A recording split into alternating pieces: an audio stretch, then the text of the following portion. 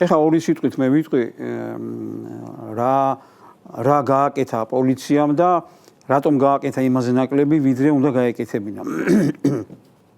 საპარლამენტო რესპუბლიკაში პარლამენტი არის ნომერ პირველი ობიექტი. არც პრემიერის, თქვათ, სასახლე, არც პრეზიდენტის სასახლე, არც შინაგან საქმეთა სამინისტრო და არანაირი უწყება არ არის უფრო ნომერი პირველი, ვიდრე პარლამენტი. ანუ ვიღაცა ჯგუფი, რომლებიც იყო კარგად გაწვრთნილი, კარგად ორგანიზებული, ელემენტარული მაგალითი. თუნდაც ის რომ პარლამენტის დაწვა უნდათ თუ დააკვირდებოდით, ანუ როგორ მოქმედებდნენ როგორც მებრძოლები.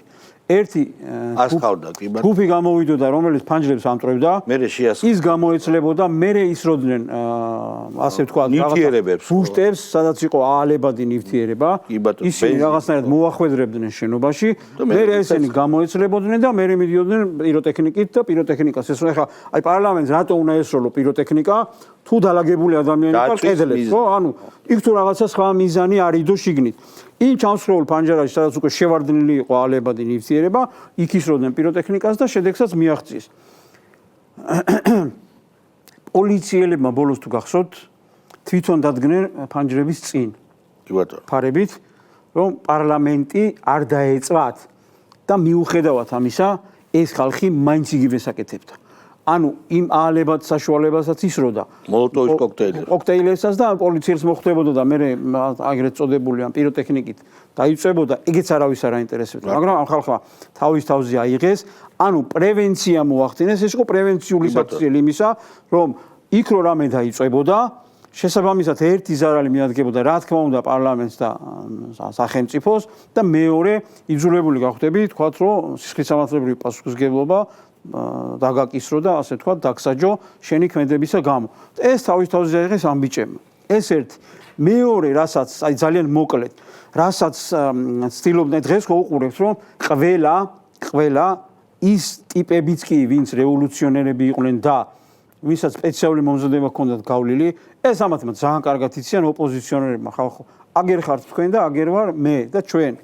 როგორც კი ეს ამბები ჩაივლის, შემდეგი წლიდან მათ იციან, დღეს ახლა უბრალოდ ხელისუფლება არ გაამწვავებს და ისეთი სიტუაცია არ მიცემს საშუალებას აი ამ ძალებს, რომლებიც რაღაცა მიზეზებს ეძებენ, რომ დაგვასან, გცირონ და რაღაცნაირად ამათ მუხტის აწევის საშუალება მისცენ და რომ არ გამორჩეს.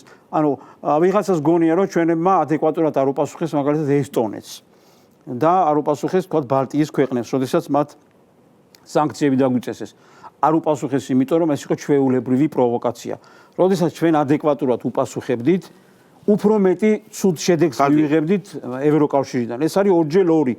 ანუ ამ პროვოკაციებს ელოდებიან, რომ როგორღაც რაღაცა როგორ გავბედეთ მე ამ ყველაფერთან ერთად, რომ ევროკავშირის რომელიმე ქვეყანას რაღაცა ან სანქცია დაუწესეთ, ან რაღაცა სარკისებური რეაგირება მოახდინეთ. ესე. ანუ ეს ტიპები, რომლებიც მიდიოდნენ პოლიციელებთან, შეურაცხყოფას აყენებდნენ, ქვას ესროდნენ, საკისარი ქვია, პაჩემნიკს ვეძახდით ხოლმე. პაჩემნიკი დავიგებს ხა. შიგნით აქ ამ ხელა შარიკები, რკინის შარიკები. ხო, ნუ ძალიან ბევრი ჩემი თვალებით მაქვს ნანახი, იმას ესროდნენ ხელით და იმას ესროდნენ ესე შურდულებით პოლიციელებს. ჯერ კაცს რო ესე გაიმეტებ, არ ვიცი, მე რა კაცი, ყლელი ხარ, აბარა ხარ კაცო. პირდაპირ ეს დამიზნებით რო ესრი.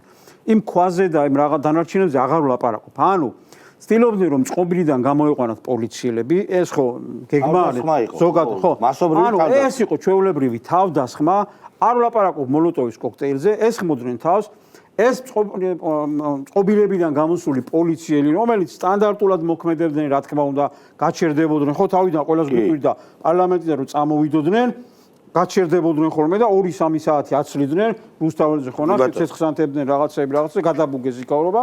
ესენი მოქმედებდნენ სტანდარტულად, მაგრამ იმ დროს უკვე როდესაც ზღვარს გადადიოდნენ, შემდეგ ამ დაშლის დროს რაღაცა ყველა წუწუნებს დიდი და პატარა, რო კითხო მაგარი ბიჭები არიან, კაცები არიან, ვაშკაცები არიან და რომ დაკავების დროს თურმე ზოგს ყური ეთქინა, ზოგს ხელი ეთქინა, ეს არის მიზანი მიმართული. აი ასე რო იძახონ.